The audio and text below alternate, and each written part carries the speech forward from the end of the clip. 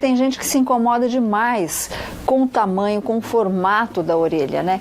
E existe uma cirurgia que chama otoplastia, que pode ser uma opção para quem quer melhorar a aparência aí das orelhas. Isso pode ser feito desde pequenininho. Ela está aqui para tirar as nossas dúvidas, a otorrinolaringologista, que é da Santa Casa de São José dos Campos, a doutora Thalita Botan. Doutora Thalita, tudo bem? Doutora, Faz seja tempo, hein, bem-vinda. doutora? Aqui. Aqui, tio, a doutora. Tudo bem? Tudo bem? Seja bem-vinda, viu? Certo. Vamos ficar à vontade. Fica à vontade aqui, Thalita. E a gente estava conversando bastante lá fora, a gente estava falando sobre orelha, né? Que o bullying é uma das principais causas aí que muita gente sofre por conta do tamanho da orelha. Mas vamos começar falando por quê. É genético ou não o tamanho da orelha? Meu avô tem orelha grande, eu vou ter orelha grande, o pai tem orelha grande ou não? É hereditário isso? Tem um pouco de fator genético, sim. Tem pessoas que têm orelha menor, né, também. A orelha, ela pode variar de tamanho e dependendo da proporção da face, né? Às vezes tem famílias mesmo que acabam tendo orelha menor ou maior, entendeu? Tem um fator genético também. Então tá assim, né? Quem mandou teu pai e a mãe com a orelha grande? Fazer o quê, né? Doutora, a gente sabe que isso incomoda muita gente, né? Tem gente que tá ali desde criancinha com aquela... tem orelhinha de abano, os pais já vêm na criança, mas tem aquele receio. Será que pode? Será que não pode fazer a cirurgia? Tem alguma idade mínima ou máxima para a cirurgia? Idade máxima não tem para fazer cirurgia. Qualquer pessoa pode fazer, contanto que ela esteja apta a se submeter a um procedimento cirúrgico. Agora, a idade mínima, normalmente a orelha da criança, ela acaba se desenvolvendo até, pelo menos até os 5, 6 anos de idade. Então, a gente acaba fazendo a cirurgia a partir dessa idade. Ok, então a idade pode ser pequenininha. Aliás, é melhor que seja, porque a criança que sofre, né? Então, o pai fica com medo e tal, mas a criança que acaba sofrendo, né? Sem dúvida. E não é só a criança. Tem gente que cresce com esse problema e continua nessa situação, né? Só a gente está aqui com a pergunta da Maria de Fátima, disse que ela tem 52 anos, que as orelhas dela são grandes e que ela quer saber se ela ainda consegue resolver. E outra dúvida, se esse tipo de procedimento é coberto pelos convênios. Então, isso infelizmente não é coberto pelo convênio, ele consta como uma cirurgia plástica, tá? A não ser que seja algum problema por conta de algum acidente, alguma malformação, aí sim o convênio acaba cobrindo. Mas quanto à parte mais estética, mesmo pelo tamanho, não cobre. Normalmente em adulto a gente consegue até fazer com anestesia local, e em alguns casos, quando o paciente, né, não vai suportar, não quer, né, sentir manipulando a orelha, a gente pode fazer até no centro cirúrgico uma sedação leve, às vezes não precisa nem fazer anestesia geral. Doutora Thalita, tem uma mãe aqui revoltada, eu não vou mostrar a orelha do filho dela, porque ela falou, pode mostrar, mas o filho está brigando com ela, por conta do alargador. Tem um buraco, ela falou assim, ele tem um ninho na orelha, isso tem jeito de corrigir? Tem jeito, sim, a gente consegue corrigir. Só que aí vai depender muito do tamanho do alargador e da faixa, né, de pele que ficou no lóbulo da orelha. A gente consegue sim corrigir, mas vai ficar com uma cicatriz. E algumas vezes também a gente às vezes não consegue deixar tão proporcional com o restante da orelha. Mas tem jeito. Mas isso é perigoso? Sim. No lóbulo, não, assim, perigoso não é, né? O problema maior é quando você faz, né, o alargador, que tem risco de infecção, né? É mais perigoso quando você faz que corrigir, né? Quando que você coloca o alargador, você tem riscos grandes de ter infecções. E principalmente pela proximidade da cartilagem da orelha, infecção na cartilagem é muito perigosa. Então você pode piorar, ter uma infecção. Tem alguma pessoa que tenha restrição, doutora, que não possa fazer de jeito nenhum?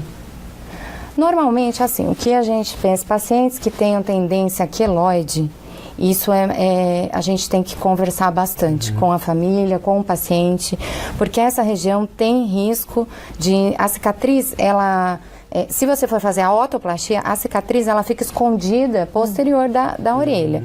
Então você não vai ver essa cicatriz, mas pode formar um queloide, que é um aumento do tecido cicatricial. Isso vai de indivíduo para indivíduo. De indivíduo para indivíduo. Quem tem dificuldade de cicatrização, quem já teve queloide, algum machucado, é bom sempre avisar o médico, porque isso tem que ser conversado muito bem. Jogar as claras, né, Sol? Tem que deixar tudo bem aberto. E a gente separou uma animação para a doutora ir comentando de como que esse procedimento acontece na prática. Se a senhora quiser ir comentando, doutora. Então, nesse vídeo, né, a gente consegue ver a abertura, né, a incisão que a gente faz na região posterior da orelha, tá? E essa faixa em branco, né, que a gente acaba retirando, é a faixa de concha auricular.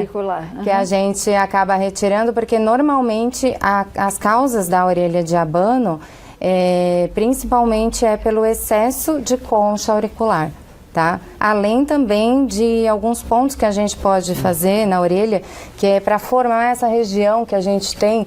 Aqui não dá para ver direito, mas a região da antihélice, que a gente consegue dar alguns pontos também para fazer essa curvinha e também diminuir essa projeção da orelha. Agora a gente vai até Taubaté conversar com o Carlos. Oi, Carlos, tudo bom? Tudo bem?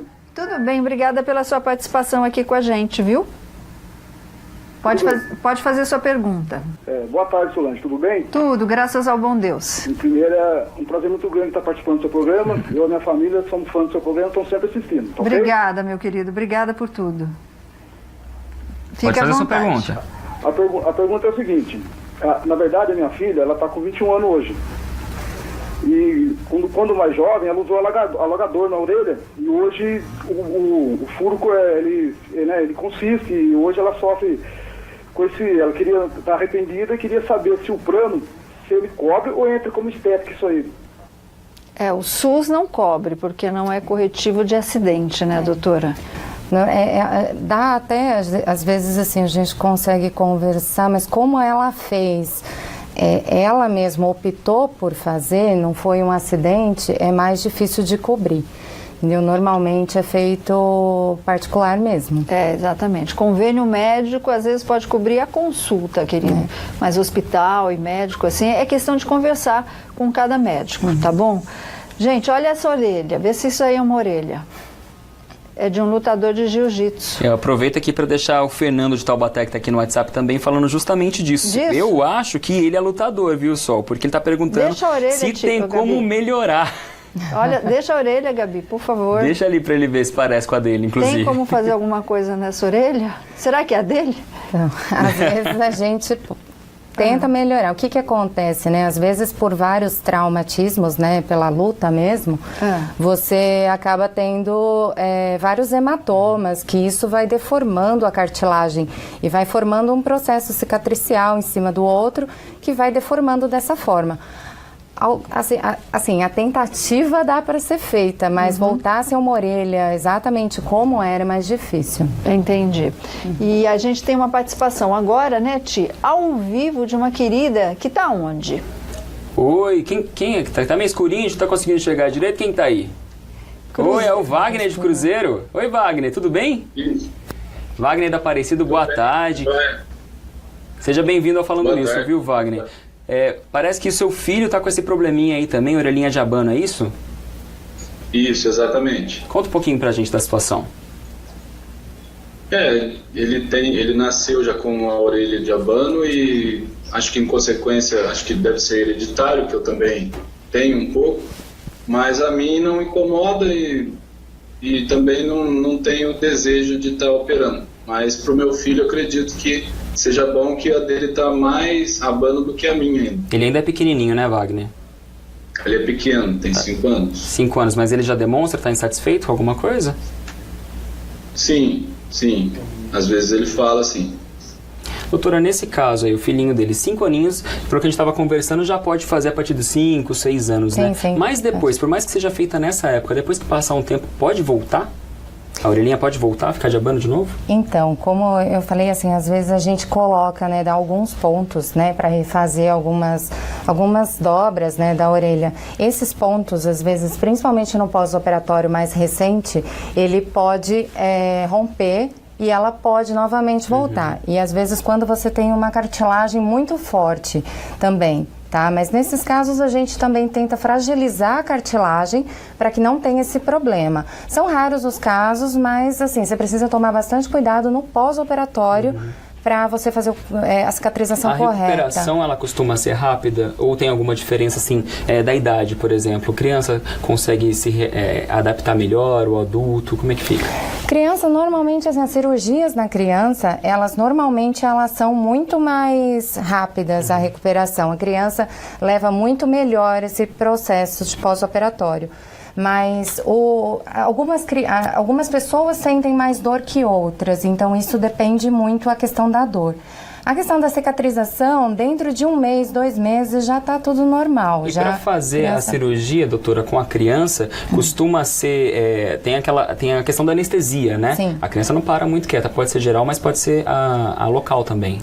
Algumas crianças que elas ficam bem quietinhas. Normalmente são crianças que querem muito fazer o procedimento, elas até conseguem ficar quietinha na cadeira. Mas como assim, é um procedimento que você tem que ficar muito tempo de lado, às vezes a criança não tem paciência.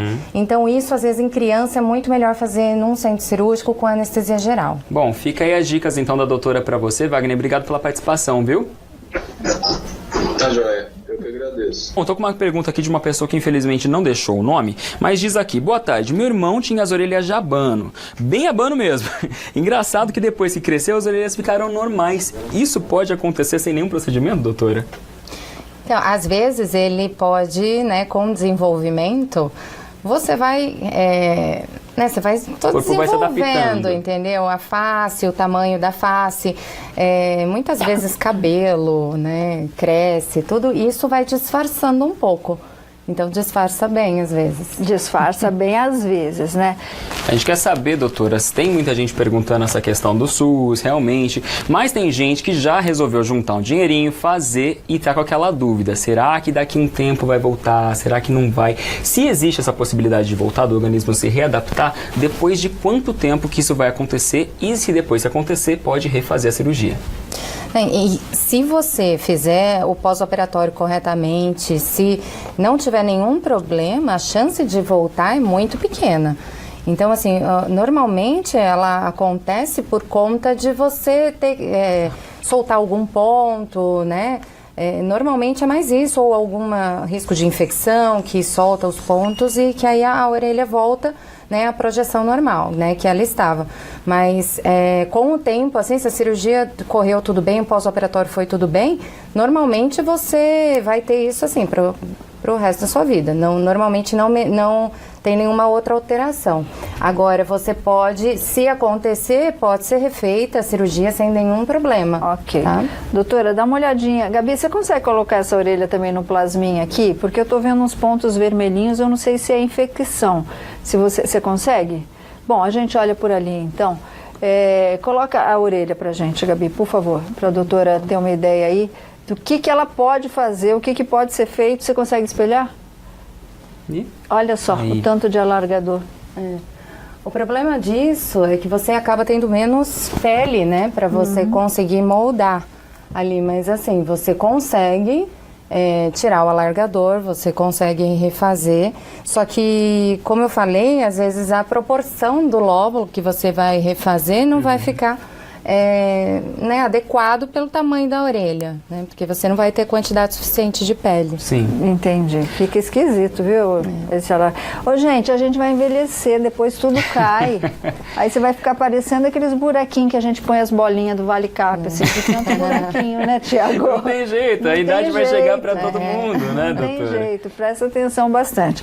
Doutora Thalita, muito obrigada pela sua participação. Tem bastante pergunta aqui, gente falando assim de cirurgia, de preço. Preço é aquilo que a gente já falou, tá? E se for criança, vale a pena uma consulta para deixar a criança viver bem. Muito obrigada pela sua participação, viu, Thalita? Obrigada a vocês, tá? Obrigada, Solange, que eu já tinha vindo aqui uma vez.